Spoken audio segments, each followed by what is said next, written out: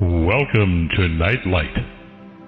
Step away from the mainstream and gather around as we enlighten the world and our realities and travel this cosmic journey we call life. Join us as we share with you and provide that beacon that can guide us all to a better way. Explore with us as we examine a metaphysical montage of spiritual insights, covering everything from the mundane to the magical, UFOs to unicorns, and everything in between. This is a time of awakening, of sharing and evolving, of spreading our wings and soaring on the cosmic breath of creation.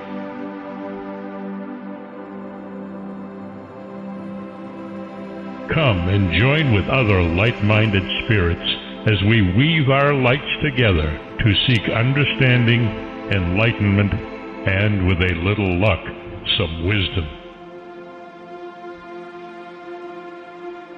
This is Nightlight, a reminder that you are never alone.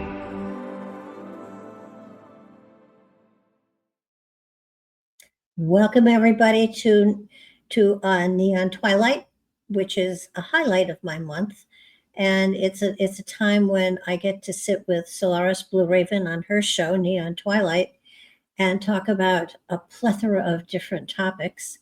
For those of you not familiar with Solaris, and there can't be many of you out there, but I'm sure there are a few, she is probably one of the most wise and insightful and intuitive people I've ever met. Her depth of knowledge in just about every area you want to dip your finger into is profound. She has two other radio shows that she does on a regular weekly basis, both of them on, oh crap, now I can't remember. I even had a show on it. Well, she'll come on and tell you, but she has two other shows on that she does on Friday and Saturday nights. So Sunday is, I guess, her chance to take her shoes off, put her feet on, and up, and just relax a little bit. Let me bring her on. Solaris, where are your two shows broadcast every week from? Well, hello, Barbara, and I'm glad to be back here. It's Raven Star's Witching Hour on Revolution Radio. That's on Saturday night, 12 midnight Eastern Time, 9 p.m. Pacific, and Hyperspace, of course, same station, on Fridays at 5 p.m. Eastern Time. How do you find that much to talk about? I mean, that's I two shows. Well, I know. That. Right. I just find guests, and sometimes I do solo, depending. We're on Discord now, so it's a little bit more challenging. I don't think the guests are real fond of that, but yeah, this is working out okay. What's Discord? Discord is just one of the ways, instead of Skype, that was our replacement. So we decided to get on. It's more of a gaming platform, but they do it for, they can use it for stations and radio interviews. Oh, very cool. Yeah. Well, I did Revolution Radio for a year or so, and I found it, a great platform, but, they have advertisements all over the place, and that bugged me because I prefer to, kind of go right on through. But, and they had a lot of wonderful people on there. I mean, they've got two studios, and they are, going 24/7, which is a profound amount of broadcasting. But I think I'd rather be on a smaller platform where I had a greater understanding of the people I was working with and everything. I mean, that's a lot of people that they've got going there, and it does have a huge audience. So it's a great place to have your show. And they had, when I was there, a phenomenal chat room that was really quite spectacular. So, but they've got two studios going at the same time. So there are two shows going on at the same time. And then on top of that, they have holdovers from the last shows that we're on. And the chat room was probably one of the most energetic chat rooms I've ever been in. Yeah, it's pretty busy. And with Discord, there are several other chat rooms as well. So there's the main chat, then there's a green room. There's a bunch of other rooms you can go into. So there's a lot for people to do. I will get have into to mischief, I guess. So if they want to find you, they just go to Revolution Radio, and that's and sign into Discord. And if they want to listen to the show live, they can certainly listen from there. Wow, I'm going to have to check that out because I I was used to the Revolution Radio layout and everything, but this sounds great. I will check it out. Actually, yeah, it is. It's still Revolution Radio, but the platform on Discord has done very well. We had some good IT people that got involved, and it looks nice. Wow. So you've been in this field for how long? Gosh, I don't know, since at least since 2006, I guess, and then radio I started getting into, I think 2011, 12 in that window. So yeah, I've been around for a while. Before that, I was writing books. So yeah. So Well, it's always been something. I've been around since 2009, I think, when I started Nightlight Radio, and we do hopscotch around, but it's when we started way back then, it really was an infant, and it was very exciting, especially with Blog Talk, all of the people that were on it, and it was a lot of fun. And then it got very, very busy, and that wasn't as much fun. And then it went downhill. So everybody had to scatter and find other places where they could put their podcasts. But podcasting has changed a lot now. I mean, you see anchors on TV saying, and follow me on my podcast. And it was like, holy mackerel, Isn't that interesting? Every one of those podcasts, well, I think they like the freedom of being able to do their own thing and not being censored as much. We still have censorship, but it's better when they do their independent podcasts. From what I got, so yeah, I got Nightlight on TalkStream Live way in the beginning, and I was the only psychic on TalkStream Live for a while, and now everybody's on, and it was kind of fun. You have these huge, big NBC, CBS, and all of those guys were on TalkStream Live, and then there was Nightlight Radio. And it was kind of fun. That's cool. But that but is now nice. it was when I called them up at TalkStream Live and said I wanted to take the show over there. They said, well, we've just opened up podcasting, and just give me your RSS. I had to discover what that was, and the next thing I knew, all of my shows were already up there. So it was really a very exciting thing for me. But that's nice, yeah. But over the years, the technology has gotten so incredible. It's it's kind of like you need to have a tech working with you. You need to, like earlier in the show, I ran into a glitch and I had to, yell for help to have my tech come and help us. So it kind of is. It's gotten to be a big business, and I'm not sure I like it being this big, but right, yeah, production, yeah, it is what it is. So every month we try to talk about another topic, and Neon Twilight has been a place where we have gone into some very interesting material. Actually, we've come close to being censored here or there too, but mostly my fault. No, I wouldn't say that. Well, whoever initiated it, the other one went along happily. So it was like every now and then it was like, oops, this could get us in trouble. But we haven't, knock on wood, find wood, knock fast. But we've always picked really, really interesting topics. And the one that we're going to talk about tonight is dreams. What good are they? Right. They do for us. And so many people, I don't think they pay attention to their dreams. And there's so much material there that can help us, that can fuel our journey, that can give us answers. That how do you feel about dreams? I mean, how do you address them? Do you pay attention to them, or do you write them down? How do you deal with them? For me, I really don't dream much anymore. After all the induction work that I had happened to me in 2004. But I can say prior to that, I used to like to do dream journaling, and a lot of the time I did out of body. So I was always astral projecting quite a bit. So I do have recall of that, and that's something that's invigorating. It's like taking a vacation. So I think that the lucid dreamer aspect is a really good thing to focus on. If you want to remember your dreams or you want to be in control of your dreams, then that's the way to go. But regular people who just have these weird, chaotic dreams, I think it's just a filtering where they've had a busy day and all of a sudden it's just kind of downloading into their system when they're trying to sleep. And you know how that is. And they wake up and it's crazy. It's like you didn't even feel like you took a nap or had any sleep, that kind of thing. I have found lately that I don't dream at night, but I don't get more than like maybe 4 or 6 hours of sleep anyhow, but I take a nap during the day that is heavy duty and REM sleep for sure. So my REM sleep That's is good. coming at a different place.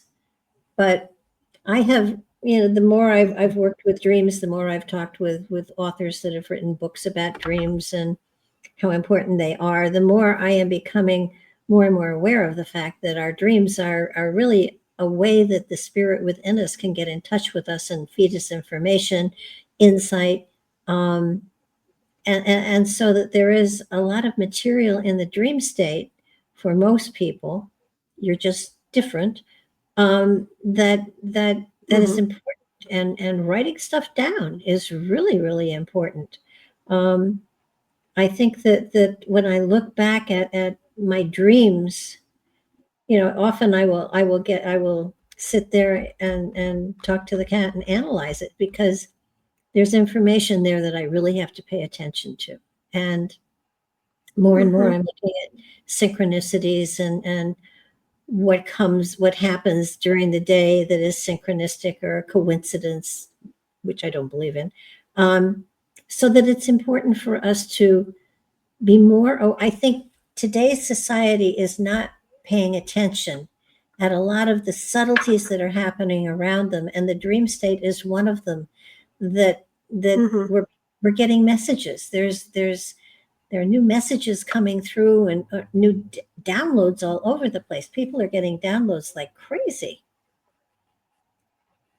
Right. I think they should be looking at the patterns too. What's that? What do you think about the downloads that are coming? Because you can tell people are getting downloads. You can tell that there's material that's coming through, and it's like a dump. It's like, here's some more stuff. Pay attention to it. Try not to screw. I think some of them are good insofar as spiritual path working goes, and being able to access that higher self, over soul, superconscious field, or whatever you're interconnecting with. There are other times where it could be kind of a distortion, or maybe a sidetrack interference pattern. So I guess they'd have to do their own analysis to see what's going on and how it registers to their psyche, right? But I think that people should pay attention. It's an intuition thing. Yeah, I've heard of people having a lot of waking dreams. So it's not only like you were describing, you're sleeping in the daytime, but people are actually having more of a lucid waking vision, or vision, which I think is interesting, versus just sleeping at night and getting the data. So yeah, I think that kind of dovetails into what you were saying. The thing that upsets me is, I definitely there's spiritual stuff coming through. There is no doubt about it. But I think also there are manipulations going on as well. And how do you tell the difference between something is from spirit and something is from another source? Right. I think it's just that the clarification when I mentioned the higher self, over soul, superconscious, that to me is a filter. So it can filter through a lot of the debris. But sometimes the technological, imprinting that goes on with the interface and the high tech that I'm familiar with, that could be another sideshow or another distraction. But sometimes that data is tangible and correct too. So, I think people just have to use a lot of discernment, which is kind of hard to do right now. But I would suggest that they do that. Well, I'm seeing certainly what's coming from spirit. I'm seeing what comes from another spiritual source.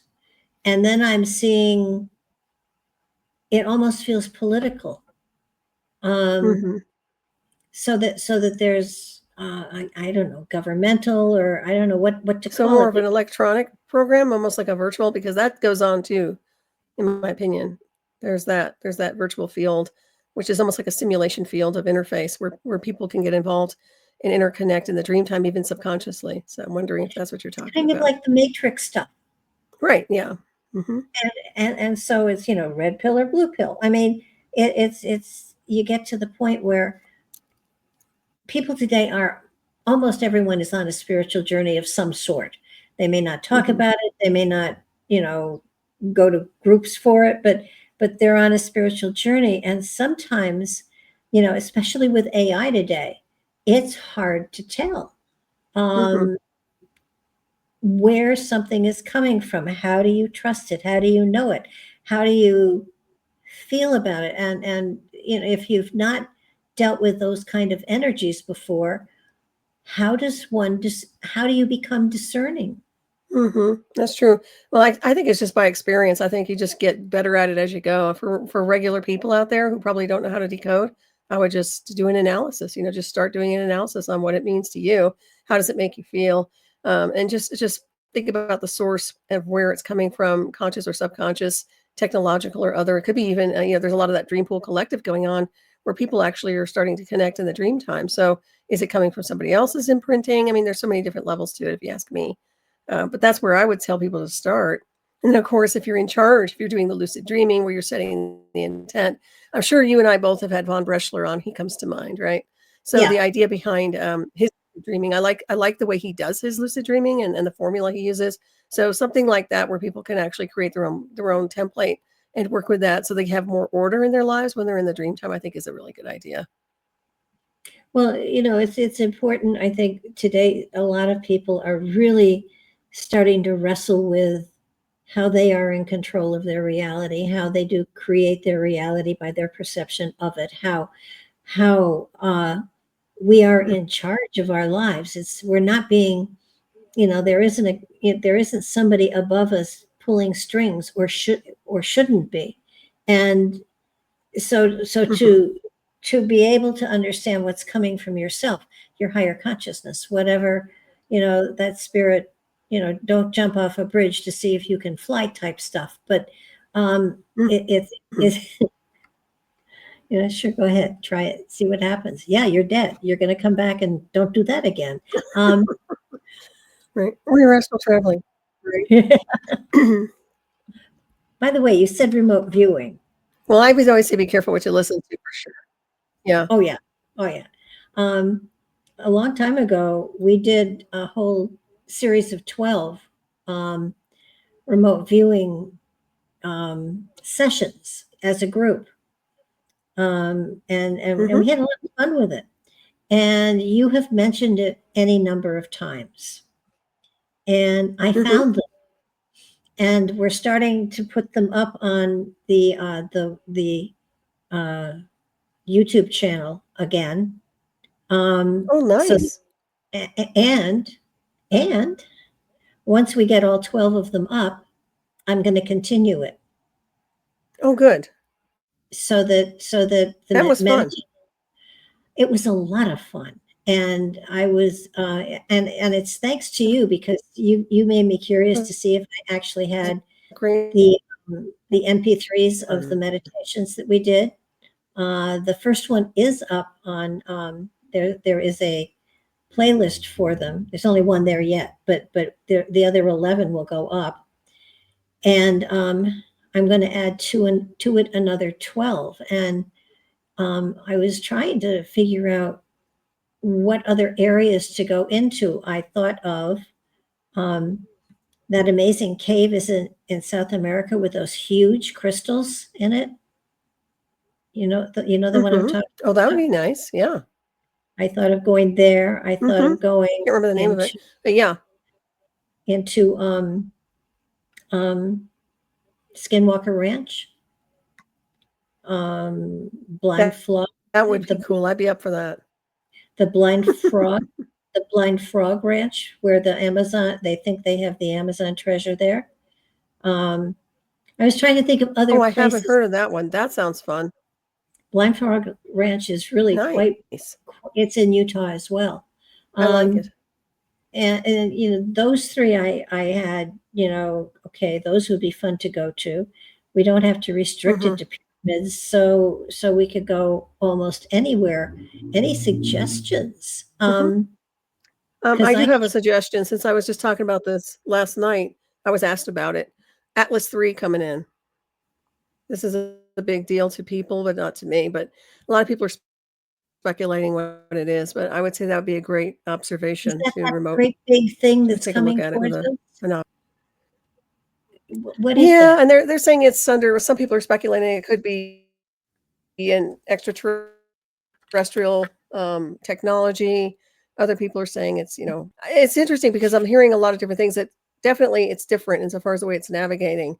So something to look at. Maybe that'd be kind of fun to kind of, take a That glimpse and see that's if that great anything big comes in. long thing that's that great big long thing that looks like an asteroid? Yeah, right. And Yeah. well, and actually, I think I have a link for it somewhere, but they're calling it a possible hostile alien threat. I think it was the New York Times. Someone mentioned this to me last night, and I haven't been tracking it to be honest with you. So, but when No, you start talking about remote viewing and doing some exercises, I think that'd be a great one to look at. See what comes absolutely. in. No, it just, I have the And that's the group. third one. Yeah. I want to go back to the South Pole. I want to go beneath the ice again. I want to, Hmm. there are a couple of places that I don't think we really investigated as much as I would have liked to. So, Hmm. Greg is working like crazy at getting them up. When I said I think I have the MP3s of the meditation, and then I was able to get into the blog that we did, and I sent it to him, and I said, let's pull them over to YouTube so people can take a look at them and listen and participate and actually leave comments if they want to. So he's Hmm. working on that now, like he didn't have That's anything great. else to do. Well, it's kind of fun, and I'm glad you're putting them up. I think they're awesome. So I'm glad to see that. I had a lot of fun with that. That's good. Yeah, I'm gonna start looking at, things that, may or may not be. I want to go into also the Tuatha De Danann. Um, Hmm. the Oh, nice. Irish. Yeah. I want to go into something about them. I'd like to go into Merlin. Um, Hmm. did a show on Merlin last week with Matthew John Matthews, and it was Hmm. on the prophecies of Merlin, and it was fascinating the amount of material there is on Merlin and whether or not he existed, and I still think he did, but that's just me. Hmm. Uh, so it's I think that there are some um, pieces of history that people think are fantasy that I don't believe are, and so maybe we should investigate them, and Hmm. uh, it would be fun to do some traveling. Oh, yeah. No, I think it's fabulous. Those are good topics. I like those. For starters, I Hmm. just I'm certainly open to any ideas. It's not like we have to book passage for them. All have to do is No, do it. that's the Just beauty of it. Yeah, you just do. I like to do a lot of cold runs, and I've done those in the past. And I like that where you just do it and see what comes in. And one I did with a target reference number, and I didn't tell them. Yeah, obviously, I didn't have an envelope, nothing. I mean, just a target reference number. What's interesting is that it was like 100,000 years into the future. But everybody came up with some really cool imagery. So I think if they follow the stream or they follow whatever it is through I think it's almost like an algorithm to some degree.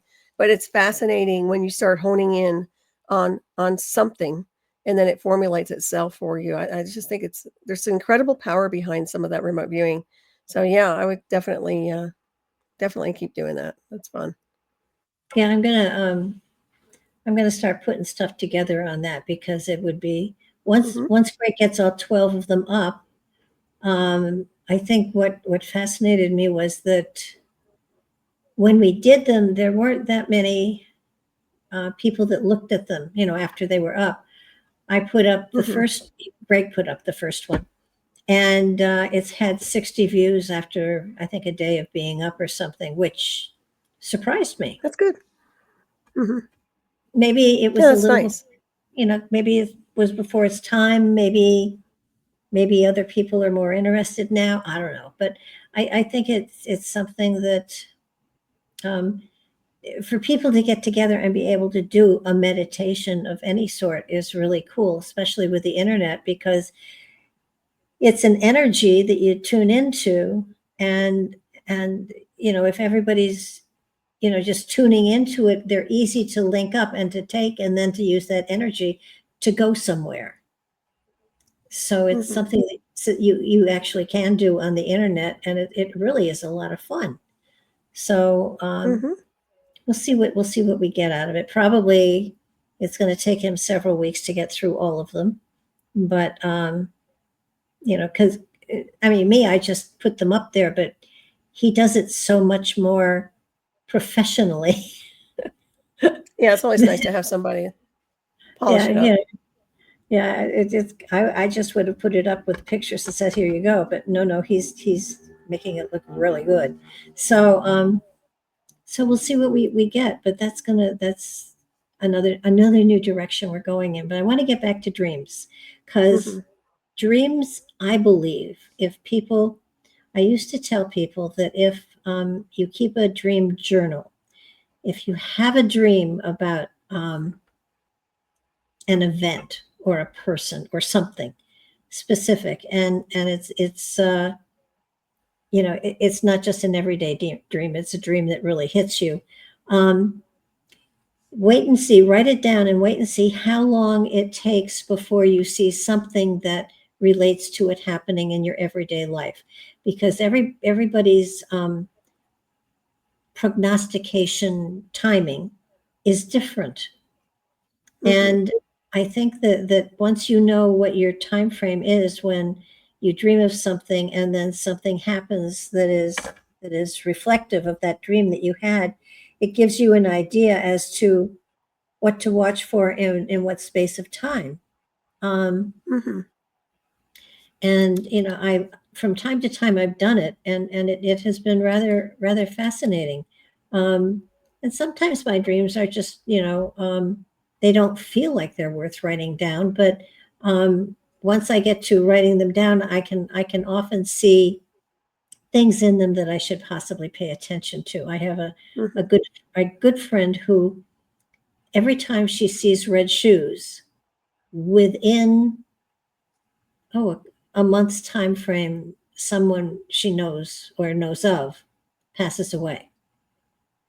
Wow. And interesting. it's quite amazing. I mean, it could be a national figure, it could be a star, it doesn't necessarily have to be a member of her family, but there's a death that is broadcast or is out there or whatever.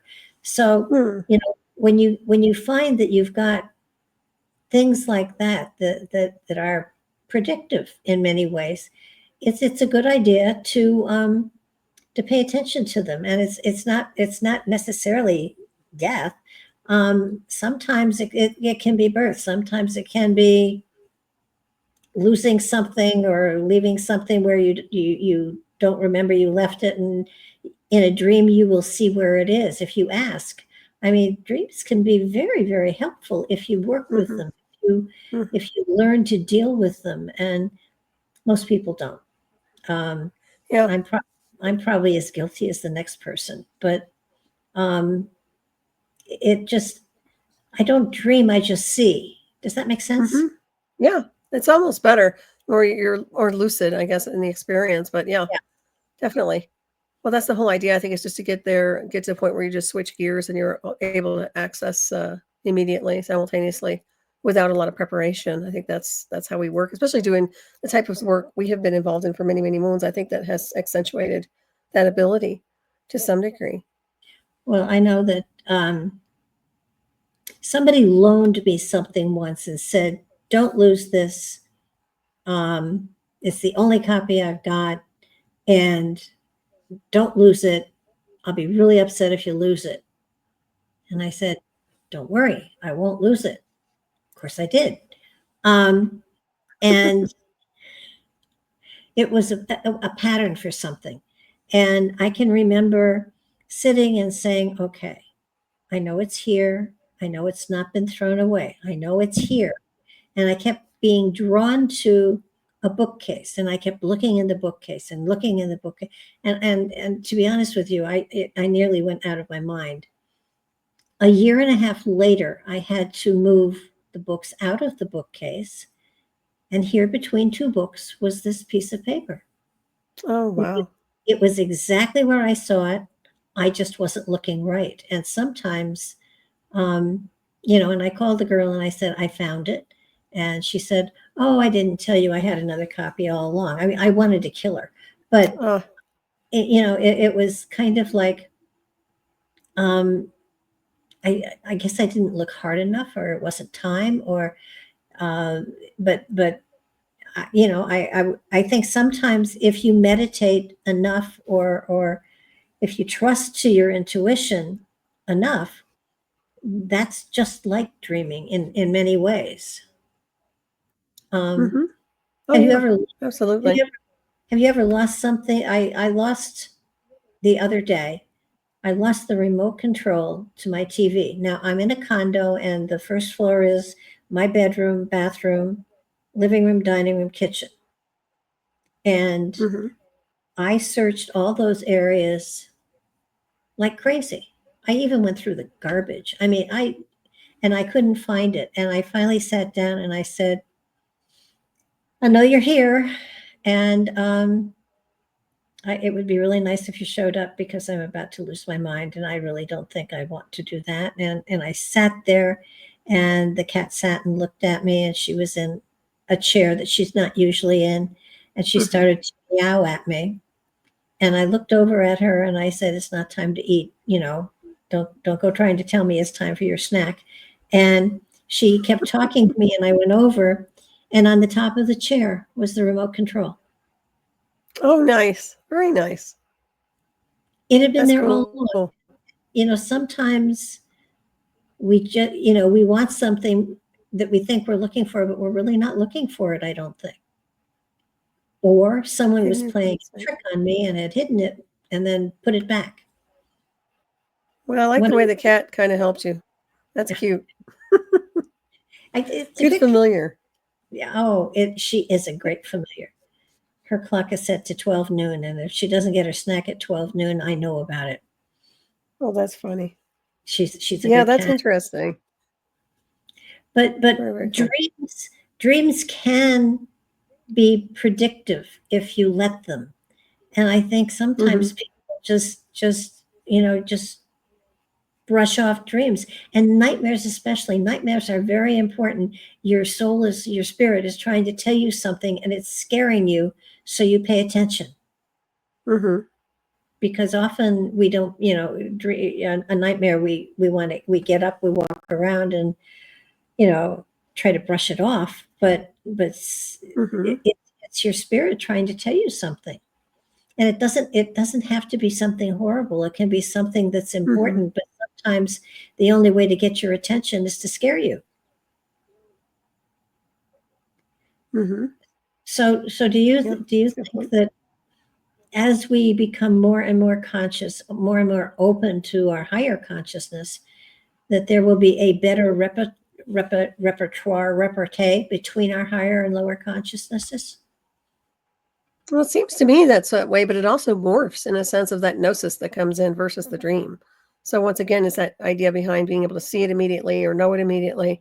It converts itself into something a little more streamlined, in my opinion. At least that's from where I've been. So sometimes that buffering system in all the dreams is not really necessary unless you're really going on an astral journey of some kind, or have to, you're literally have to go into a deep space in order to acquire something. But I find that it's just following these frequencies and just blending in with them to that field level, to the point where you can access and extract information. At least that's where I come from. I mean, that's how it's been for me.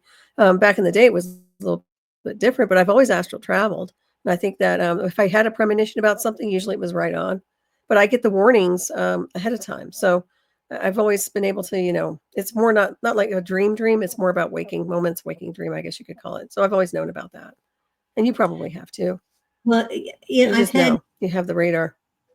Oh, geez. Yeah. I mean, I've had times when I have been ready to go someplace and then said, no, I don't think so. Yep. Not going. Yep. Pay attention. And every now and then I see why I was prevented. But sometimes you're not, and sometimes you just have to trust and I have been known to say, I don't know why, but not going or not doing that, or this is not right. And I always tell people, trust your gut unless you've had Mexican food.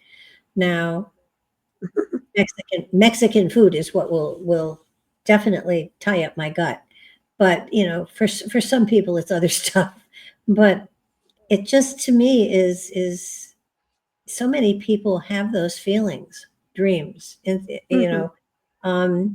insights, just feelings, and they don't follow them. And I don't understand why, because when you have that feeling, when you have that prickly feeling in the back of your neck, or you have that just that knowingness that this is not right, not good. Why don't you follow it? Exactly. Yeah. So Paying attention to that, I think they're just not trained to. But eventually they'll figure it out because something will happen that's not necessarily the event they want, and then they'll realize that they should have paid attention. But they will, and yet when it happens another time, they don't. I mean, I'd rather be wrong and be okay than to be right and screw up. Kind of like, I knew that was going to happen, but I went anyhow, or I did that, or I knew this was the wrong move, but I did it anyway.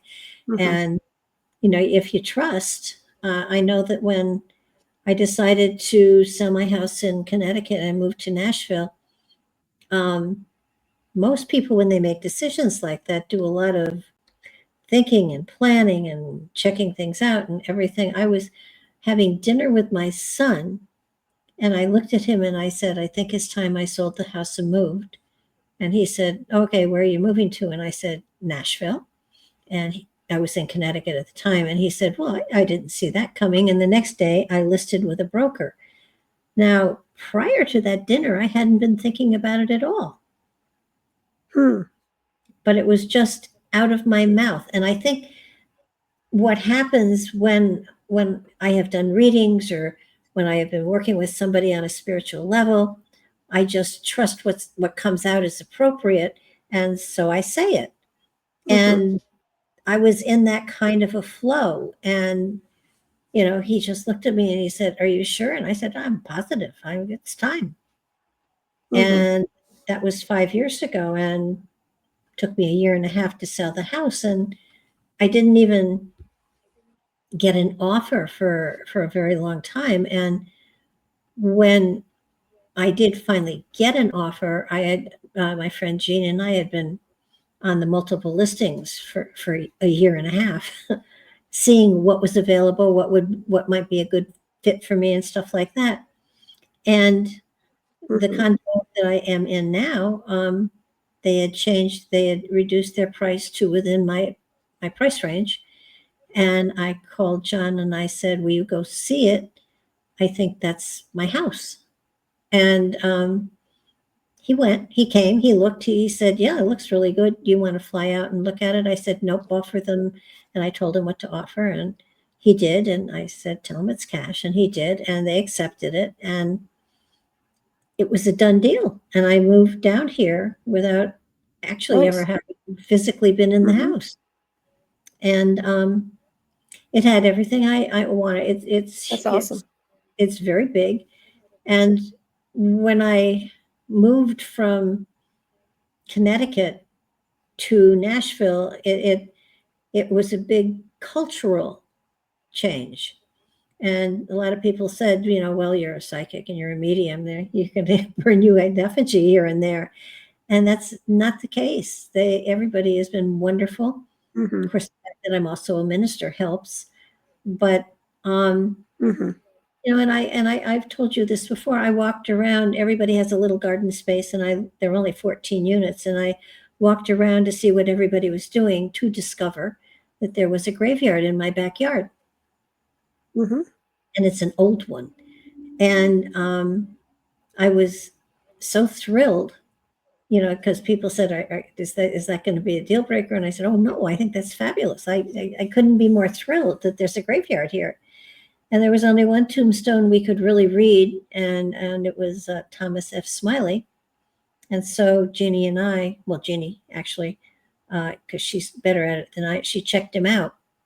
And he had a sister named Hattie, and Hattie was married to a man whose name was Aaron DeLong. He was a relative. Yeah, that's cool. So, it was kind of like the universe saying, yeah, you're in the right spot. This is where you belong. This is, for now, this is where you belong. And for a while, I don't like moving, but, if I have to, I do. But it just felt right at the right, things just felt like they were falling into place for me. And I think that happens when people are in tune with the flow of the energy and go along with it. I mean, I'm not jumping off tall buildings or anything like that, but when you have feelings, when you feel the flow of energy, when you follow it, when you pay attention to, when you trust to yourself, often you're led into places and situations that you never thought you'd be led in, but there you are. And yep. Have you found that with your life? Has your life sort of opened up for you? Well, it's been redirected. There's no doubt about that. But I've always followed my stream of consciousness and set the intent of what I want to do. If I got a hit on something, I'd go with it. So yeah, it's definitely like that when it comes down to navigation and how I accomplish things. And I think that especially in locations with your radar, your energy with certain places, they change your vibration, as we all know. So one place might feel energetically maybe not as good for you and not compatible. And then all of a sudden you go to another location and the energy's really clear and smooth and a lot more productive for your psychic work or whatever you're doing. So I've noticed that. I mean, I think Maui was a prime example back in the day of what a nice area to be able to recalibrate and decompress from the mainland. I still love Maui for that reason, because it's so cosmic when it comes down to frequencies. But yeah, I definitely like that when it comes down to decision making and following my intuition and my radar. Absolutely. Why didn't you go back there? Well, I have my animals. I think that was the biggest thing, was just my animals. Oh yeah. I mean, that was the main thing. The cost of living was high. But who's to say I may go back at some point in the illusion of, but right now with my animals, I'm sticking around here, just because it's just really hard on them to move them and have them in quarantine. And there's a lot to deal with. Yeah, it's a long quarantine, isn't it? Well, it used to be. I think they changed it, but nonetheless, it's, I don't think my dogs would handle that very well in any formula. That's something to factor in. So, yeah. Oh, I yeah, do love no. the ocean, though, and I miss the sea. I miss living by water. Yes. That's, I think at some point I'll wind up by water for sure. Well, that was one of the things that, I've always lived on the coast. And I miss the smell of low tide, which sounds terrible, but I miss that. I miss the salt water. And it's that was one of the things I wanted to be by water, moving to Tennessee, and there's not a lot of water around here. But there is, I do have a stream in my backyard. My son calls it. Good. My son calls it a drainage ditch, but on the map it is a stream. So it's a very small stream. Running water. It's running, right? On occasion. It's moving energy. Okay. Yeah. Yeah, no. Yeah. You probably have water underneath too. I mean, obviously not access, but yeah. Oh yeah. No, there are a lot of underground streams here, but that was the main thing. To be on the Cumberland or on a large body of water would have been cool, but also it would have been very expensive. So I think you have to kind of weigh what you want and what, I got everything else, and I got a stream in my backyard, so I'm just fine. It sounds like you were in the right place. Absolutely. And are in the right place. Yeah.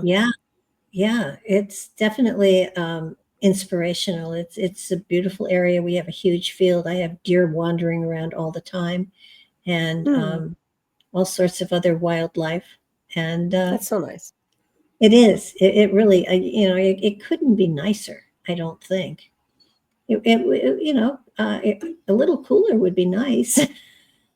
Yeah, the heat, I'm not a fan of really hot temperatures, so that's another thing. What was it today? How hot does it get? The heat thing was 110. Oh my gosh. That's a lot for me. I'm just like, yeah, I thought, I'm I thought, definitely like cooler temperatures. oh, I can handle this. I walked out the door. I turned around. I walked back in. I said, no, I can't.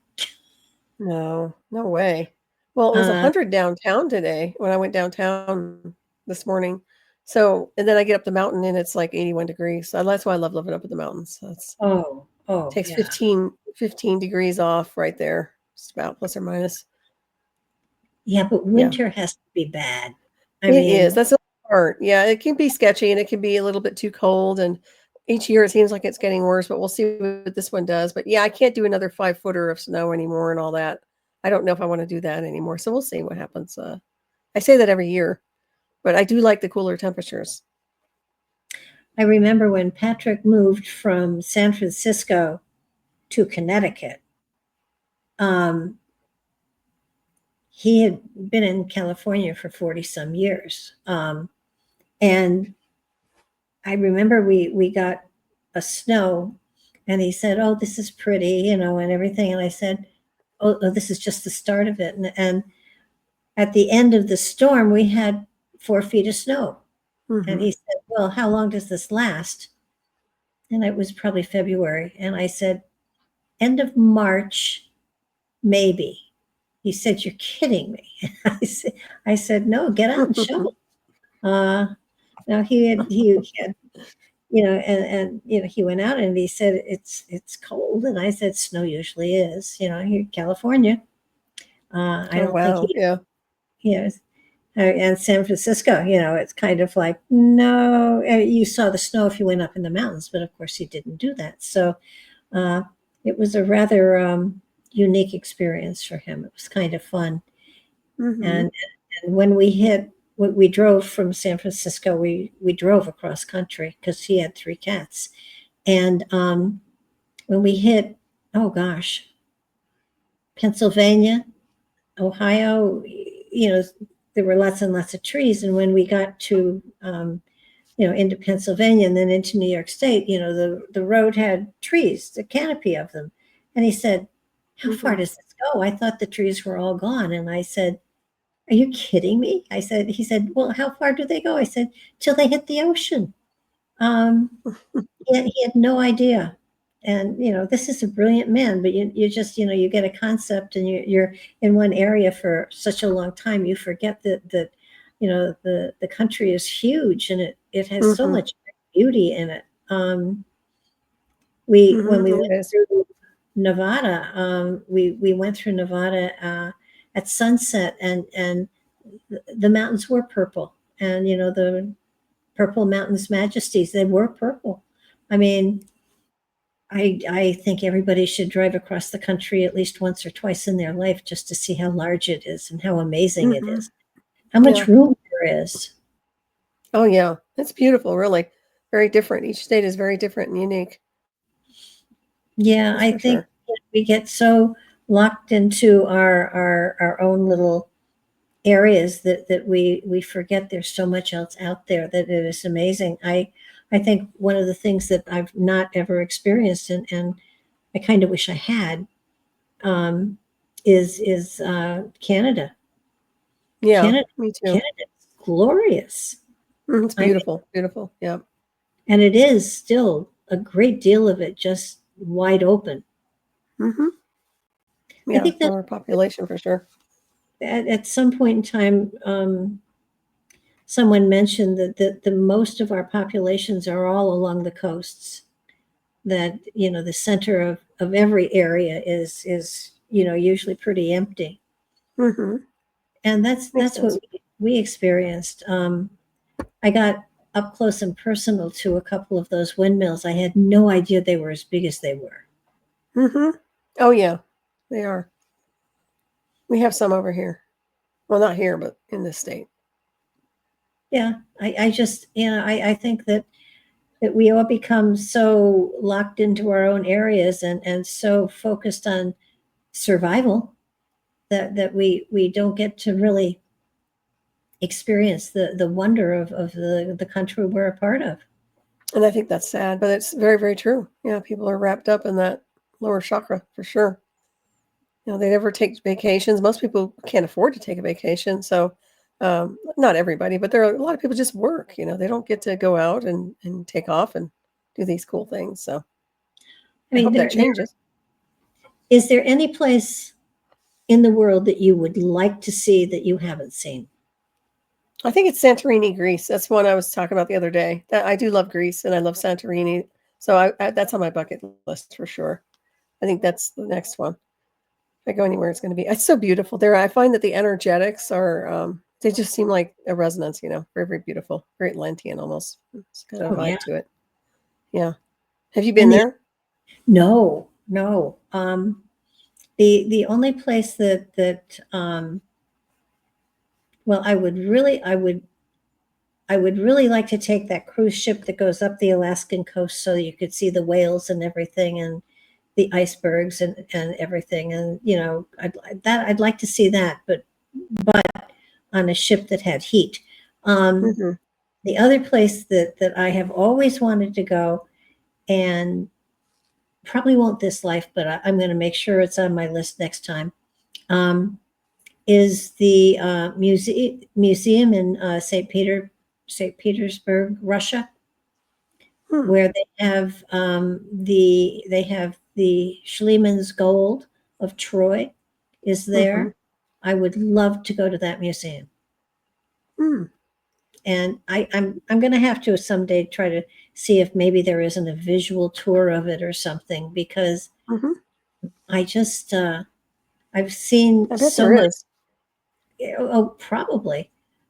It just, there's, for some reason, part of it is at one point Patrick and I were in Copenhagen and we went into the castle there, and I was in awe of how big the corridors were, and no central heat, but in the main room there was a huge fireplace that I could stand up in, and there were andirons in the fireplace, and they're the top of them were about that big around, and they were sterling silver.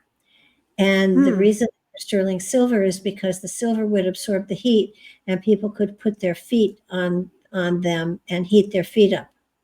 Wow. Interesting. It was, Cool. it was just amazing to see these, I'd love to do a castle tour, but I want to do it, in comfort.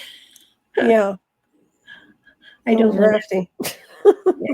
I like castles though. Yeah. Castles would be just so phenomenal to actually be able to walk through, and the history that took place within them, to be able to just take a deep breath and know that your feet were hitting the same platform, the same ground that Henry VIII or Anne Boleyn was, or my neighbor went to she went to Europe, and she had a couple of things she wanted to see, but basically she could only walk by them because the tourism was so great that you had to sign up, I don't know, months ahead to be able to get in, to walk through and see things. So that's no good. So remote viewing would probably be a good idea. Well, and also depending on what you're seeking, insofar as information goes, you get rid of all the distractions with the masses, and then you just hone in on your target. So it seems like it's a little more efficient. Yeah, there's something about that time frame, 1800s, 1700s, 1600s. No heat, no indoor plumbing. Right away, you've got me. I'm not going. But yeah, I'm not a fan. No, I want some luxuries here. I think so too. I'm not interested in going back to the Flintstones. I always say Jetsons and beyond, when it comes down to that. So, have you done any work with traveling forward in time? A little bit here and there. I mean, I've seen a lot of different things in trajectory when I was doing my remote viewing and then the interface. So I put them in my book. A lot of them are in my Cosmic Travelers book, analysis of time travel. But I have looked, but it's always off planet. I mean, there's a lot of parallel or parallax imagery that comes in that reminds me of here, but not.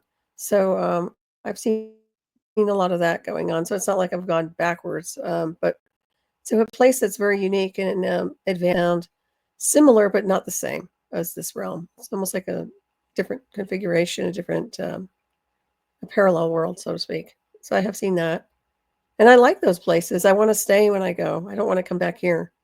So that's my Well, problem. yeah, I really, it's hard when you go someplace, whether you're astral projecting or you're there through your interconnection or your mind and consciousness, and then coming back here. It's not disappointing, but to me, there's just so much to explore, and I just want to keep exploring. It's well, as is simple as it? that. And I think that's why I like remote viewing. We can navigate and go places. I sometimes wonder um, when I do looking futuristically, if what I'm seeing is really another dimension, or is it just what I hope another dimension would be? Mm-hmm. And when I think of this dimension, there are certain parts of it that I'm not in favor of war. I'm not in favor of um, corruptness, and it feels as though almost every place humanity has touched has had a dark side. And I'm wondering if that is Mm-hmm. the fact, in other places when we look forward, are we seeing only the good, or is there a dark side to their places as well? Mm-hmm. Yeah, that's a good point you make. I would say that they probably, just like any place else, have had their wars, but then there's a residual imprint that's there, and then something's changed it all. I mean, when you look at Mars as a prime example, right? I mean, you've heard the stories of what Mars is. Is it a moon? Was there a war? All these things that have happened supposedly, or maybe. I still say, yeah, I think it's a moon. Honestly, I don't think it's a real. I wouldn't consider it to be a planet. I can call it a celestial body, but I just to give that as an example, yeah, things go down that, where's the benchmark? Where's the imprint? How can we access that database? And I think a lot Yeah, of that is through the stream of consciousness and remote viewing and being very clear in your psyche, and also interconnected to another signal, I would say, an energetic that's compatible with what you're doing.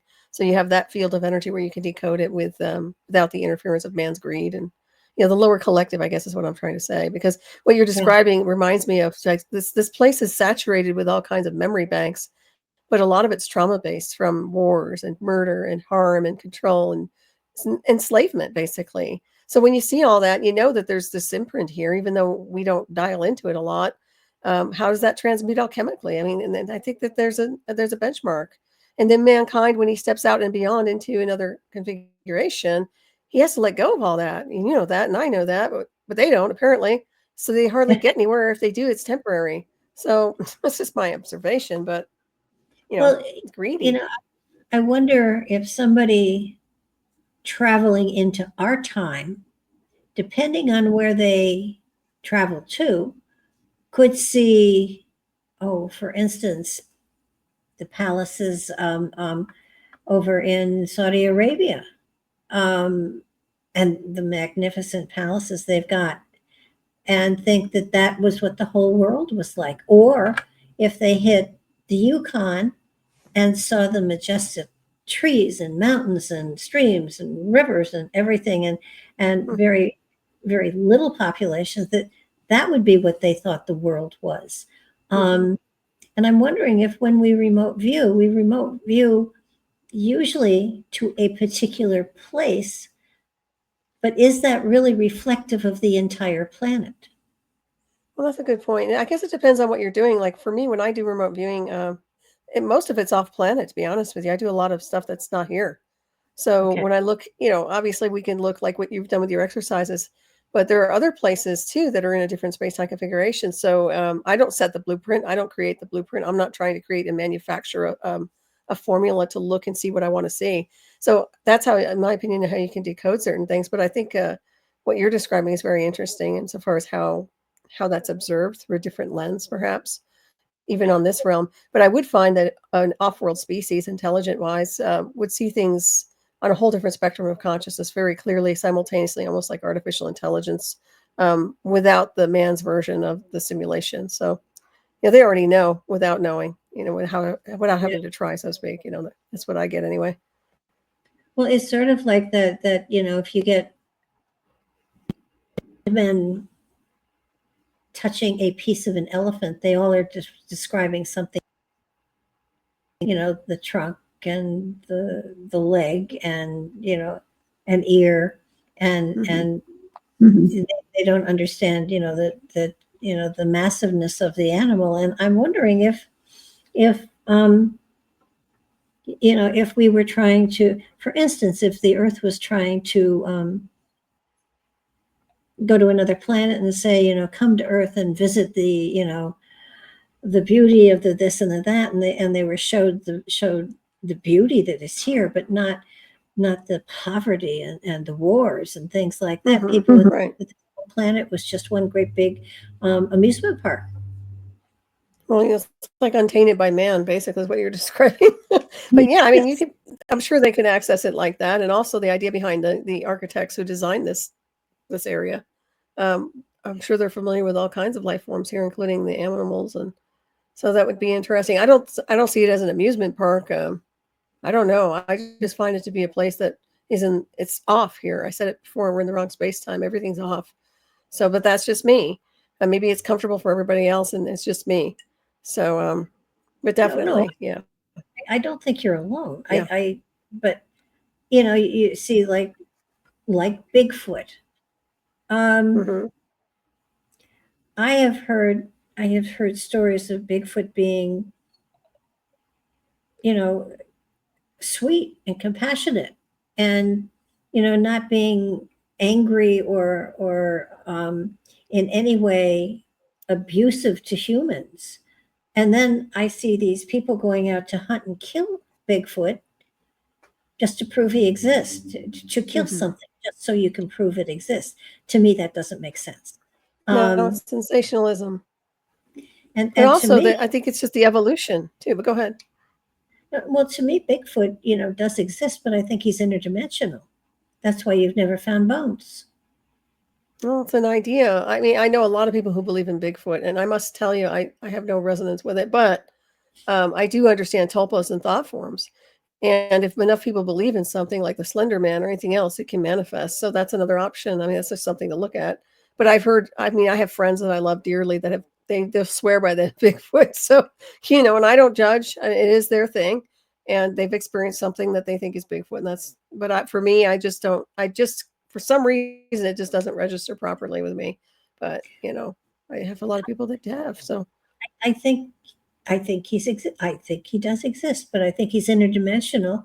And from what stories that I've read, and Mary Joyce is a source of a lot of the material on Bigfoot that I've seen. But they don't seem monstrous or they're not out to kill people. I don't believe that. And so seeing these going out trying to trap Bigfoot upsets me greatly, because all Bigfoot does is throw stones and branches at people, and they want to kill them. Right. Well, I think they want the ratings and they want sensationalism. And it's just like an extraterrestrial. I mean, it's the same concept. So if they have something that they think is extraterrestrial, I mean, how many groups do you think would go and hunt it and try to do something to exploit it? I'm sure that goes on too. So once again, it's man's low, I don't say all of them, but there's a lot of that going on with a lower evolutionary ladder. I mean, they're just going inverted versus going up to the higher frequency and states of consciousness they need to be in. I don't know why it's so hard for people. I think the ego gets in the way, though. It comes down to just, why do you want to just destroy everything and harm everything? Why does it have to be that way? It doesn't. It just doesn't. Let's kill it and stuff it so we can prove that it exists. I mean, no respect for life forms in any formula. You're going to kill it to prove that it existed. Doesn't make sense to me. That's like kill a human to prove that humans existed. Well, it's reminding me of Planet of the Apes. Remember when they were in the museum, the people, the humanoids, or what they consider human, wind up in the museum stuffed. So be careful. I said Madam Corman might have some plans, you know. I Never know. Well, it's what's fascinating is a lot of times our television shows and our movies have actually been preparing us for the reality that we were stepping into. I mean, how many of us watched early Star Trek and seen the doors opening and shutting and thinking, how cool is that? And now we go into the grocery store all the time and the doors open and shut and we don't think anything of it. Yeah. Or they're If only that was the bridge of the USS Enterprise, though, right? Yeah. Yeah, that's cute, though. But it's true. The tricorders, everything, cell phones and the flip phones. I mean, all they the came little gadgets. Yeah, we have that and much more. So, oh yeah, interesting. But it does. Cool. Of course, I was a Trekkie. Yeah, it's an amazing technology and breakthrough. Yeah. So did they know the future and they were just showing it to us, or were they showing it to us and we made it happen? I think they always knew I think we always had, or they had a backdoor access to some exotic and advanced technologies for sure. Just like a lot of other, I mean, I've heard this with sci-fi writers too. They've had it's a little bit of insight insofar as what was in the hidden, the hidden archives, so to speak. But I think that's what's gone on. And then we run with it, and then we get calibrated for that and it doesn't seem foreign to us. Then all of a sudden there it is. It pops up but there are people that are controlling it to make the money. As you can see, I mean, you can look at these different corporations out there that are very wealthy with their cell phones and everything else. And that's not by accident. I mean, a lot of patents were stolen back in the day. I've talked about this before with some of the inventors I've interviewed. I mean, a lot of guys were murdered for their inventions. The patents were stolen and they were reconfigured into one of these defense departments or someplace else behind the scenery where big corporations took over with the tech and nobody knows the better. So you see that. I mean, it's all there. And then we have reverse engineer technology, which is, extraterrestrial design and blueprint, in my opinion. So when people start to say, like, for this incoming object, it has technology, well, it could be our technology for all anybody knows if that's really the case. And once again, it needs to be looked at a little bit more closely. But a lot of people are already kind of setting that theme of it being a hostile entity or something. And I'm not buying that, but it is interesting. You should look it up. I'll give you some articles if you want. Yeah, I'd love that. I would love that. I know when yeah, because I was just awakened to it. Well, it just, to me, go ahead. When you look at the Rendlesham Forest thing, when the soldier touched the sorry. Here, you have company. When the soldier touched the drone and he got downloaded with all of the binary code, and it turns out it was a message from 8100, which is way far in the future. Was it time travel? Or what were we looking at? Or did they misinterpret it? Are you familiar with that? Right. No, I think right. I am. I actually interviewed a lot of those guys back in the day. This was years and years and years ago. But in my opinion, I think it was a beta test. I thought it was sorry. He must see something out there and I can't see what he's looking at. But I think it was a beta test, to be honest, with exotic technology on our end. But that's just me. And the fact that it was communicating in, I think he said, was it binary code or a lot of the codes? I mean, a lot of the things he was talking about is exotic technology that we have access to and we can do to beta test our personnel. And also, if you notice, a lot of those events happened around like silos and things like that. That's another red flag. So I think it's ours. I think a lot of it's exotic reverse engineer technology, beta testing their personnel. But, that's just me. And he probably argued that. But coming from where I've been with interconnecting technology that's black, that's how I see it, because it's very clear. And I'm sorry about my dog. He's that's okay. My cat could easily sing the song of her kind at any moment, so not to worry. Of course, I fed her, so she's quiet. But no, I it's animal friendly here. We're animal friendly. Absolutely. No, I think what I was taken in by it. I still am. But to me, if what he got was binary code, and it does translate that way, that far in the future, they have to have a better way of communicating. Now, if it's that far in the Agreed. future, Well, we have synthetic telepathy too, when you think about that. oh yeah, no, Go ahead. Sorry, I didn't mean to interrupt you. Go ahead. there could be no more humans in 8100. Our species, Yeah, it's all we correct. definitely could destroy ourselves, which is a great possibility. So 8100, from that's 6,000 years from now. My goodness, 6,000 years from now. Oh yeah, I can see that. Definitely, yeah. I mean, our That's highly consciousnesses may possible. be. But in my opinion, I think that event was definitely a beta test, but nonetheless, intelligence and off-world intelligence, which is machine. It is not part of what people consider human.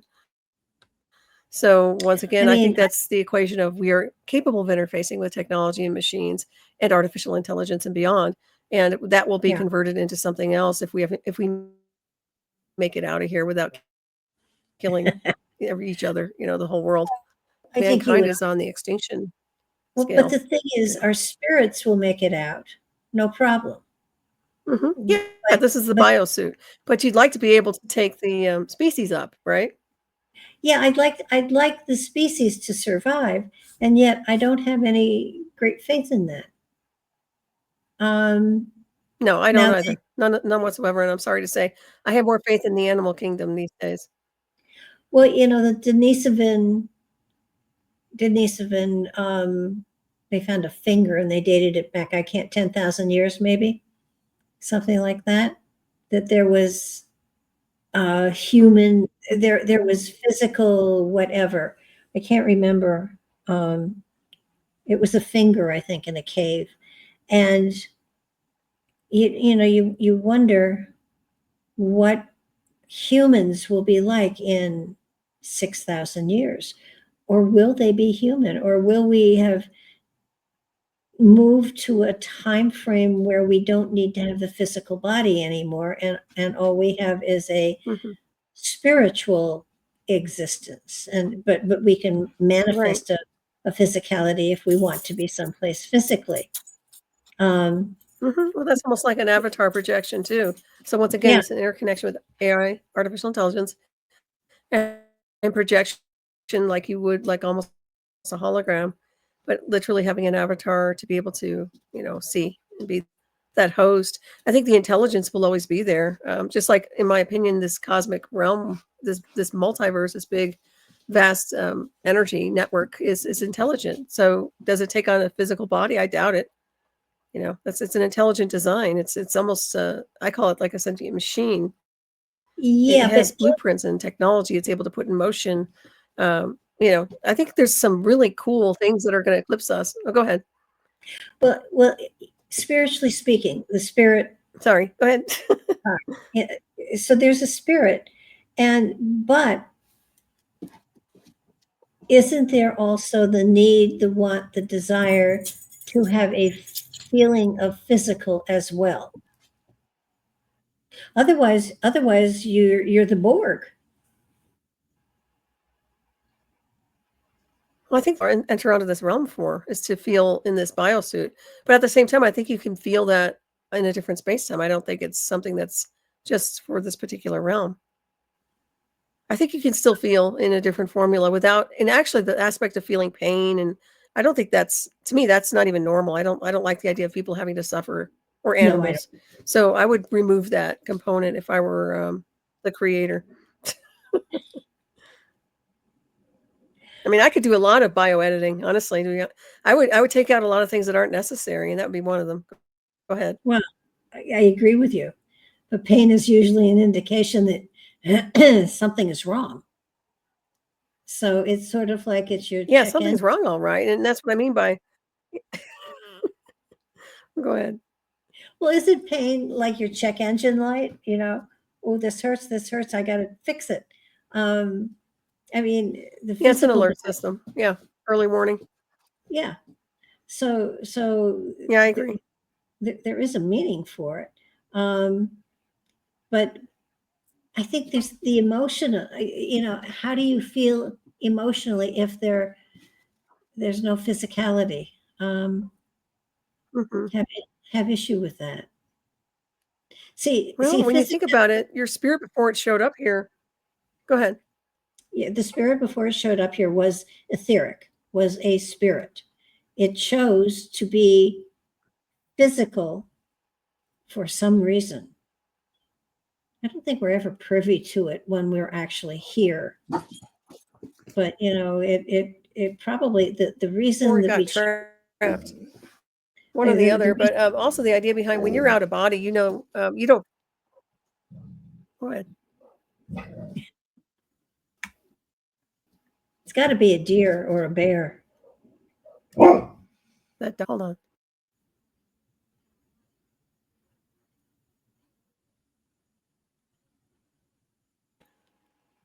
Yeah, the neighbor's dog is out barking at something. I'm sorry, and the dog is interactive through the window.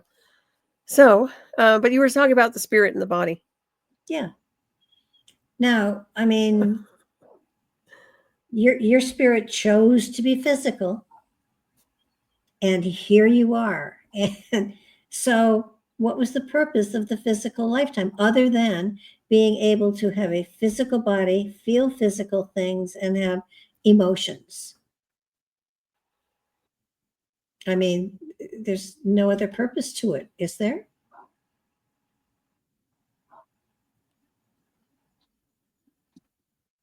Solaris?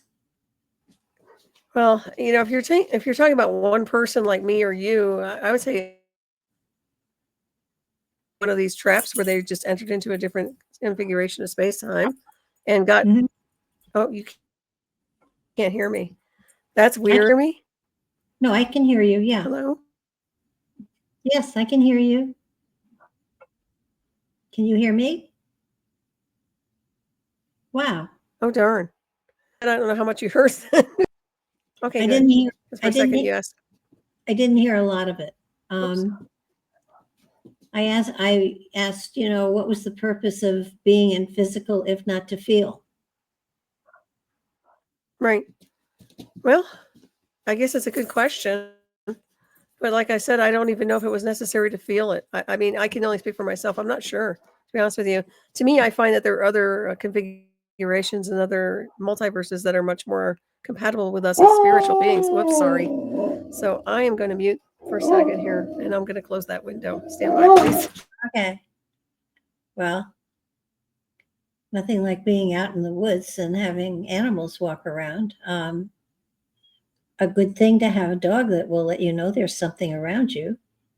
The cat never lets me know when there's something out there, unless of course it's another cat. And then I hear howling and stuff, but I don't really feel too threatened by stray cats here. Okay, hold on. Okay. Oh my God, I can't even unmute here. Hold on. No, I can hear you. Hang on. Okay, great. Because it just goes back into muting when I didn't even want it to. But there's a deer outside, and the dog next door is going crazy, and my dog just got all excited. So sorry. No, I said it was a deer or a bear. I recognize that. You're right. Yeah, it was a deer. It's a pretty little deer. Oh my gosh, he's such a big mouth. He can really howl. Well, it's a good alarm system. It's really good to have. I had dogs that I've had a dog that was a watchdog, and she was fabulous. And then we had another dog that was a big dog, but she just greeted everybody, and it was, let me show you where the silver is. It was definitely not protective. So why do we have this? Why are spiritual people like you and I, why are we here in physical? I mean, frankly, there are. I really don't think we're supposed to be here. I mean, that's just me. I mean, there are parts of physical that are really fun. They're fun, but there are other parts that really suck. So why did we choose to be here? I don't, I Yeah. didn't, I'm going to be honest with you. I don't believe I chose to be here. I don't believe that I was supposed to be here in any formula. And the more I'm here, the more I know, the more I don't want to be here. So that's just me. But I find that we make the best of a situation while we're here, like a shipwreck. So we're Yeah. here, we find what our resources are, what our skills are, and we navigate through it. But quite honestly, there's this yearning to go to a different destination because we understand that beings like me, I mean, I definitely don't feel at home here. I'm never going to feel at home here. So I'm not convinced that my spirit said, "Oh, you had to come back," or "You're supposed to be here." I'm not buying that. I really actually feel almost like that's not the case in any formula. So who knows? And there's a level to it of we could have been designed to come here too. So in other words, you get, and get into artificial intelligence, but the idea behind interconnecting or creating a different template for particular beings just to put them on the game board. I mean, there's so many levels to it. But I know I've heard that thing a lot where people say, "Oh, you chose to be here and you had to learn." I'm not buying any of that stuff at all. I find that maybe some people might feel that way, but no, no, no, no. I'm just I not don't believe there are not at all. mistakes. The more I see, the more I don't like it. Well, I got Hmm. that. Um, What's that? I'm sorry, you broke up. no, So no, you, I said I don't believe that there are mistakes. Every now and then I mhm, kind of feel like, okay, I'm watching, I'm observing, I'm taking notes. Don't go there again, maybe, but there are pieces of being physical that are pleasurable, but then there are others that aren't, and I'm wondering if out of physical form would I have learned as much as I have learned this lifetime, if I hadn't had a physical form, if I was just sort of floating around the earth and taking notes or whatever, interacting with other people, interacting with other spirits. Certainly I do communicate with other spirits, with spirits that are not in physical, but at the same mhm, time, they don't have impact on this reality the way a physical form does. So mhm, this is some kind of, there's something profound going on here, being in the physical, and then there are parts of it that I get from spirit that have no resonance to the physicality here. So mhm, it is surprising. That's why I so enjoyed doing the remote viewing or doing mhm, work, spirit, being able to link to other people to draw on all of that energy and then take it the group someplace. That was fun. And nobody was in the physical. And I mhm, think it was really enjoyable every now and then when I said, take a look at your hands or take a look at your feet and see, mhm, because quite often it wasn't the physical they were seeing, it was another form altogether. mhm. And Right. I think that's one of the things that I want to make sure that I include in the remote viewing, if we, when we go forward at it, that I let people, I remind people to check out what they look like in that particular time and place, because in many cases I'm going to take people into the past and then into the future. I think that's part of the exciting part of it, to be able to travel that way. At least that's what I've experienced. So, Mhm. we'll see. But I just, I know how you feel. You want to be off planet. Where would you go? A different space time. I wouldn't be in this particular area where you see the celestial bodies that are associated with this realm, and I know it's more fluid, it's more liquid related. But yeah, I mean there are destinations beyond the space time that I'm very connected to, energetically speaking, that I'm sure I'll be navigating to. I find that this place has just been a strange, surreal environment, and not on a psychological level, just on a level for everybody. They've been had since day one. They've been lied to since day one. They enter onto a timeline where they're completely imprisoned and encapsulated into lies and deception. They find happiness through maybe a few others and few spirits and soulmates and spiritual beings. But honestly, look at what's happened here for so long, and it's like this is a broken record. This place Yeah. needs major change, and in order to get away from it. I mean, to me, it's like, is it ever going to change? Well, I can change. I can break orbit. So maybe it's just a reminder of places we don't want to be or we don't want to enter onto. And I think a lot of the time we do our best while we're here to try to help and uplift others, wake them up, Yeah. break down the barriers that they've created and psychological problems they have. And, but for me, yeah, it's off planet. I mean, I'm working, my gateways are out there. I know how to make my star maps, and that's, it's for me. I mean, it's not for everybody, I guess. I don't know. I'm just one of those. I'm a traveler, I guess. I just want to go home.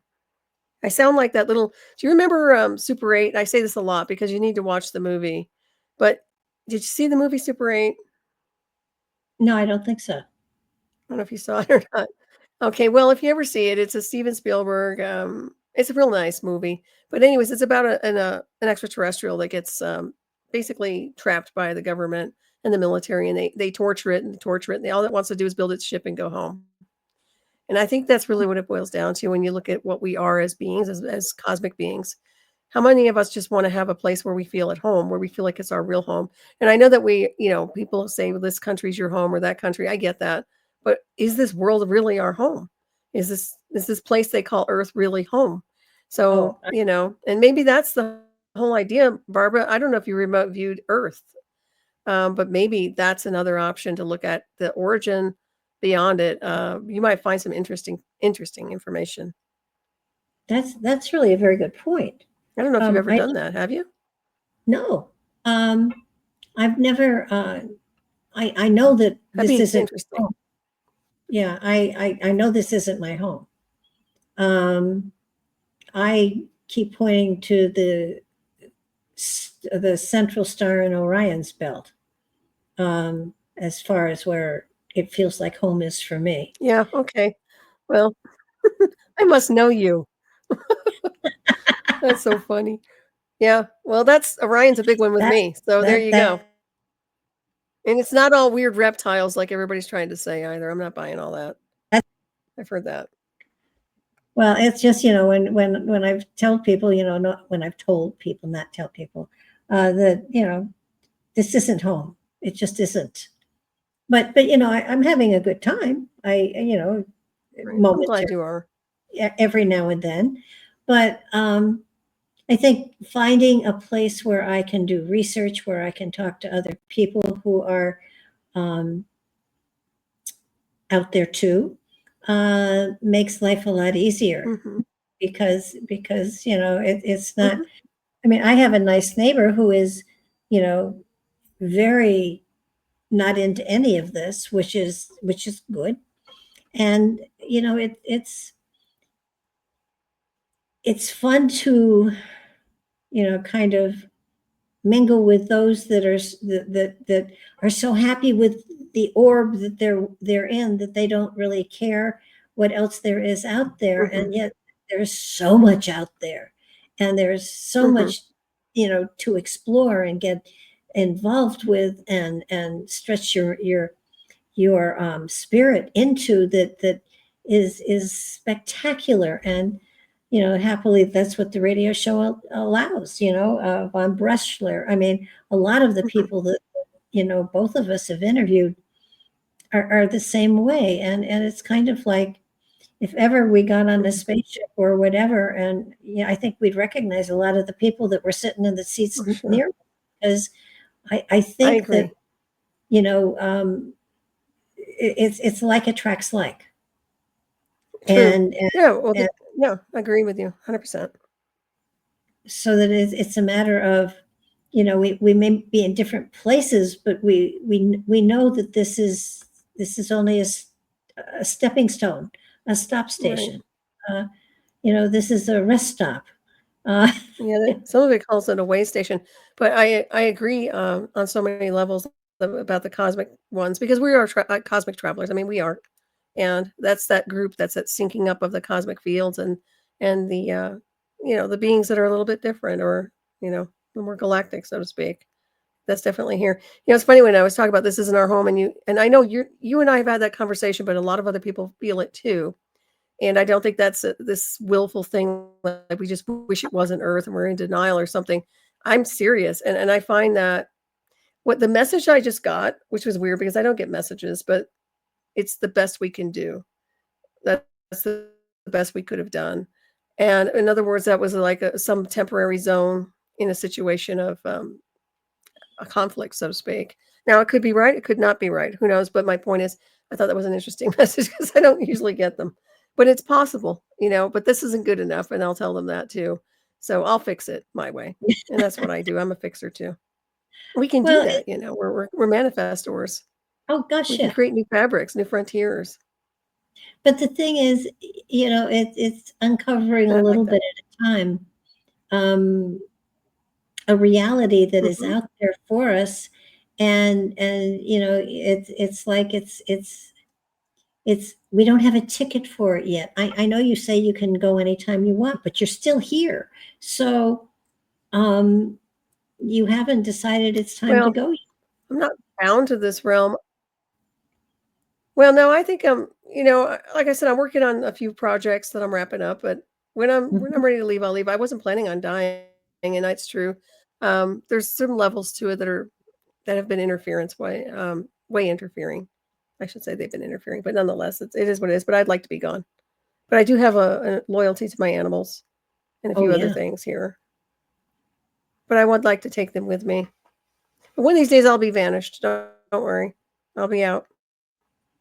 Well, I can't see myself here long term. I'll tell you that. And I feel like I've been here way, way too long. But it's not like I'm just waiting for a ship to come in or something. No, I've had my own trajectories and I've had my own blueprints of what I wanted to do. And I think we've had that discussion of some of the aerial stuff that I had happen over here around this proximity of this house, which caused a lot of problems with the technology that has been interconnected with me. So that created some problems with how I calibrate and some of the things that I'm able to do with the gateways. So without getting too complex. And the reason I tell you this is because, and I mentioned this even last night on my show, is that people who have implants or any technology built into them are a threat to anybody here in this country who's under national security.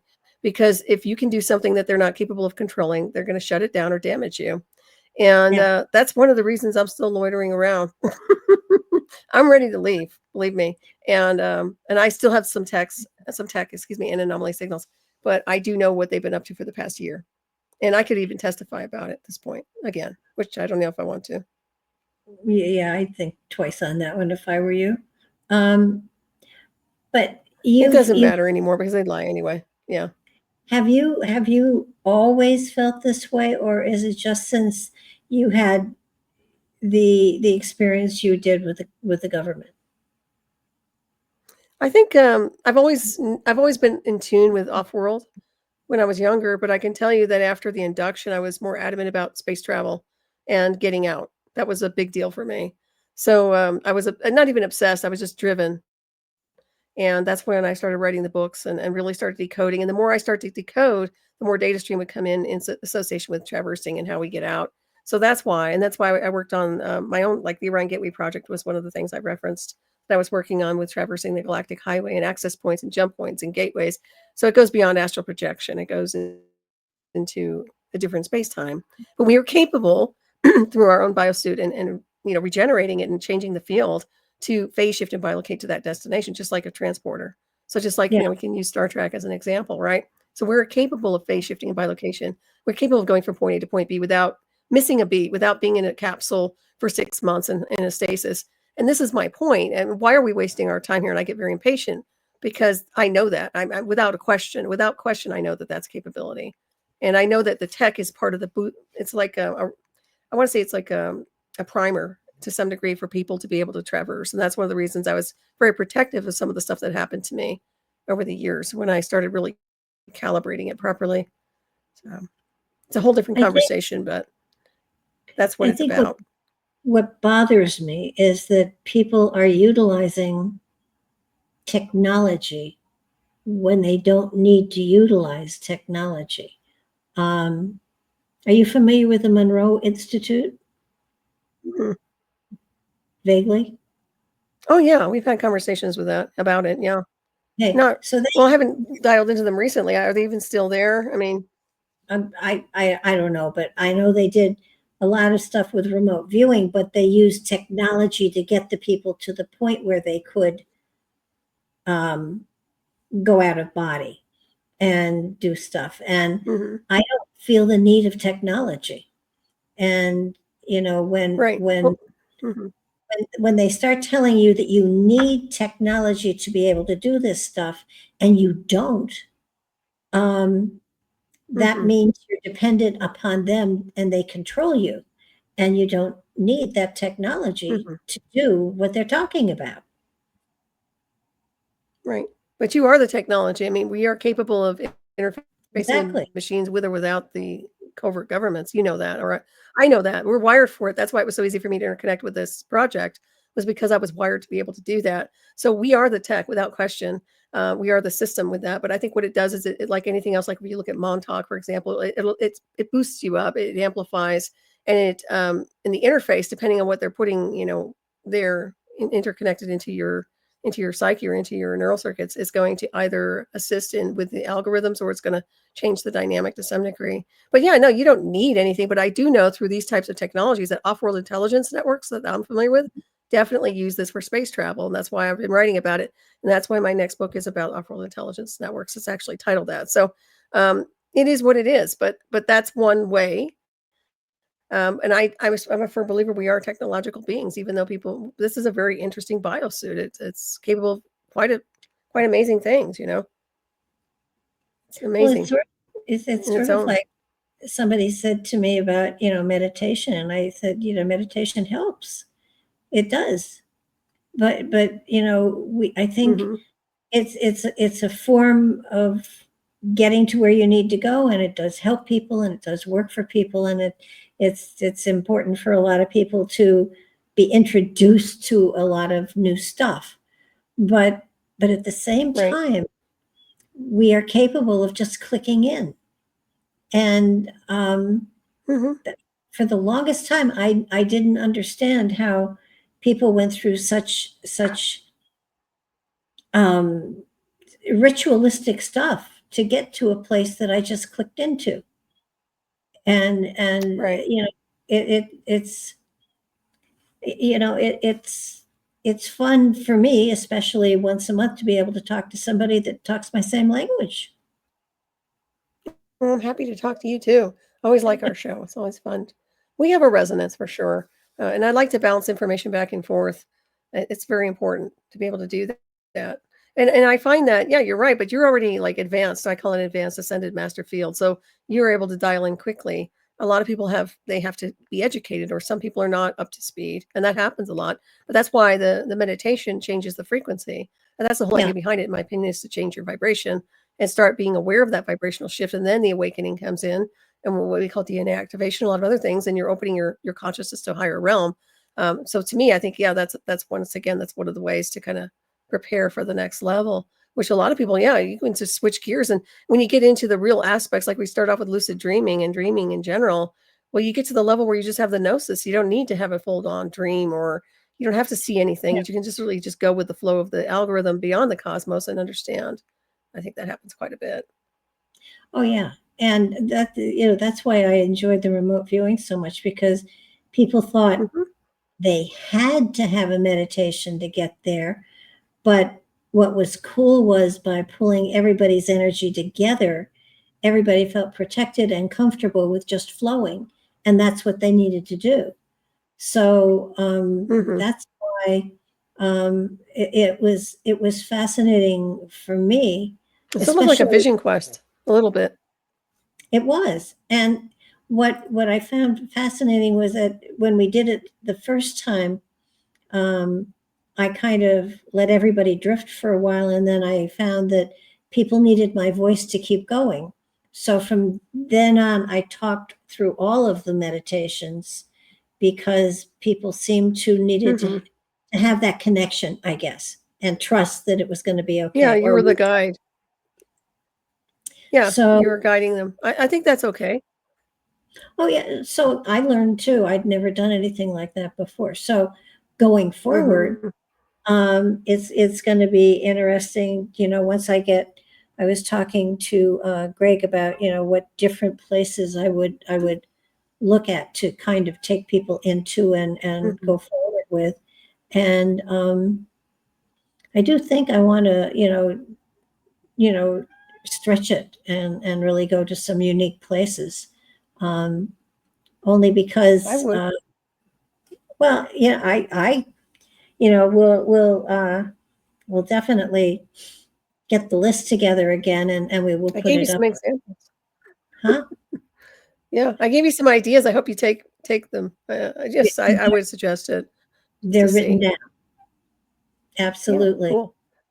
Something different, something way different, and those are way different. I mean, we might as My well cat's over here. go, really out on the edge, out on the rim, so to speak. Right. Well, it's also incoming too. When you think about this comet, whatever it is, incoming means, so there's this field already created that they But could dial into for the that remote viewing. comet, that's already changed its trajectory, hasn't it? Well, from what I understand, it's supposed to be, I think it's supposed to be passing Mars in October, if I'm not mistaken. So I think I'll have to double check it, but no, I don't think it's changed its trajectory. I think it's coming in at very fast speed. So Was we'll it see. was it supposed to hit Earth? No, it's not supposed to hit Earth, but it's an anomaly, and it's the way it's navigating. They're suspicious about the way its operating system is running, and they're suspecting. Some people are suspecting it could be technological or have some kind of a technology to it, intelligent control. But I'd have to look at it a little bit more deeply. But I think it's interesting. Like I said, I just heard about this. I wasn't tracking it, but everybody and their mother's now worried, or they're listening and they're paying attention to it now. So we'll see what happens. But I think it'd be fun to remote view it. Get a group in there and see what they think, what comes in, right? Absolutely.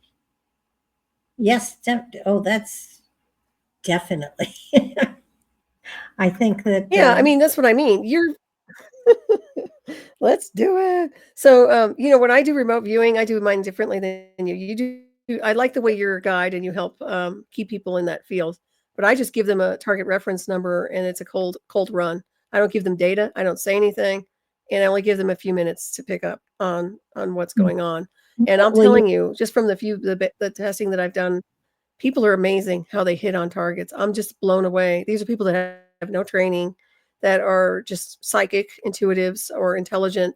And I'm telling you, these people are gifted as can be. So it's really nice. And that's something that people I hope take home with them tonight, is that you all have these abilities that are phenomenal. If you just understand that they're there, just pay attention. Well, I think with the group that we pulled together, there were a lot of people that were gifted already, and then there were a lot of people that had never meditated before. So, it was kind of important to give them visuals to move through different levels. The one that you're a good guide for that. You did great.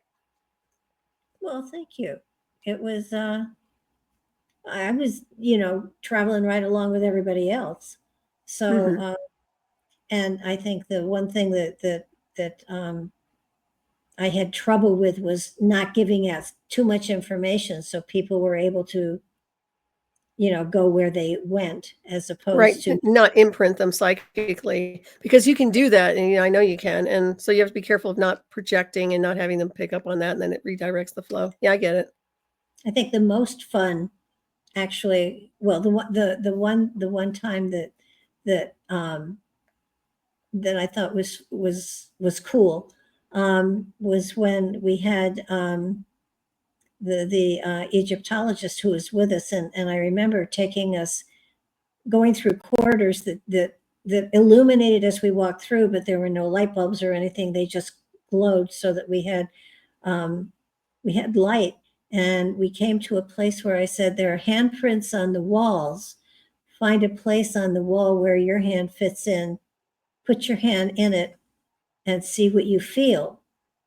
And afterwards, he said to me, something very strange happened. And I said, what? He said, I only had 3 fingers. And yeah, that's cool.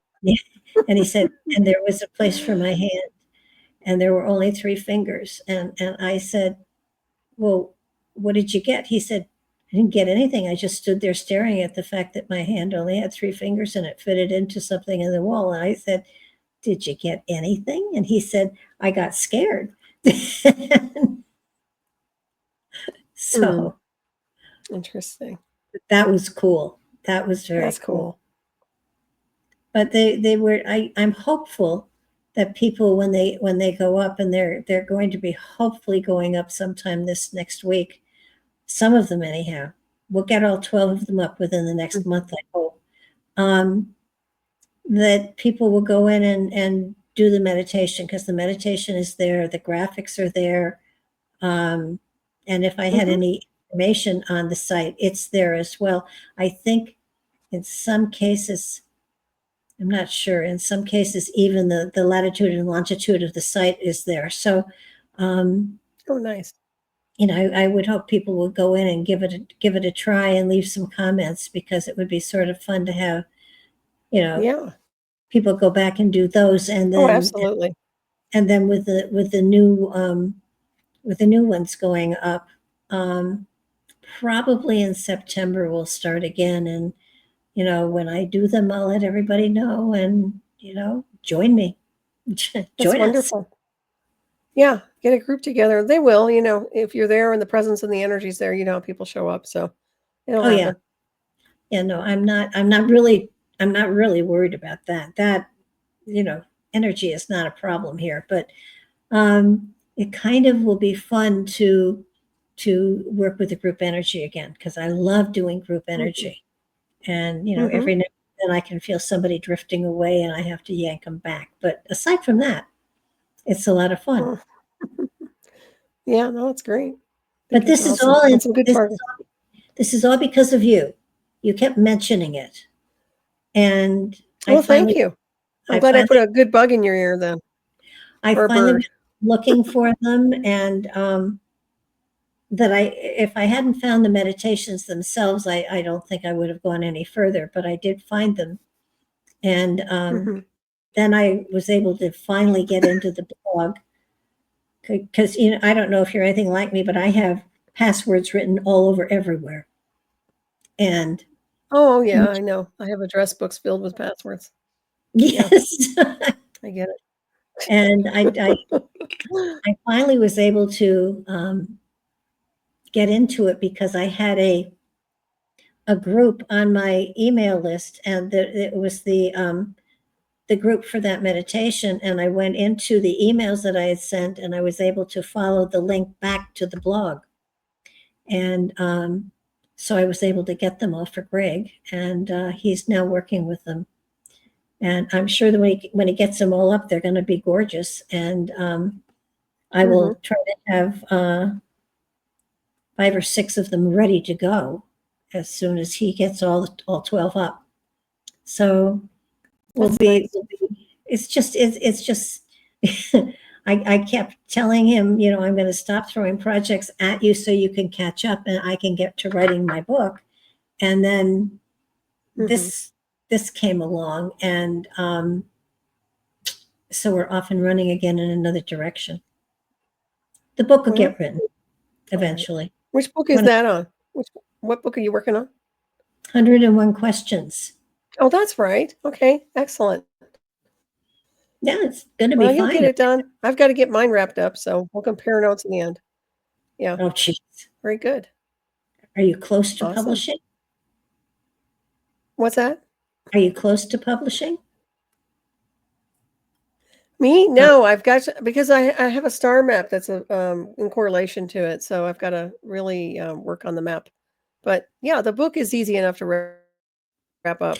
It's the star map that is because I'm trying not to use any system that's people can download, like one of these apps. I want to create the map myself, so it's a little bit more challenging. Yeah, it's old school. Well, hey, but it's for me mainly. I mean, if people like it, that's great. So Well, that's what I've found. The authors write for themselves, and if other people happen to like it too, that's just great. But I know I know what I want to do. I see it.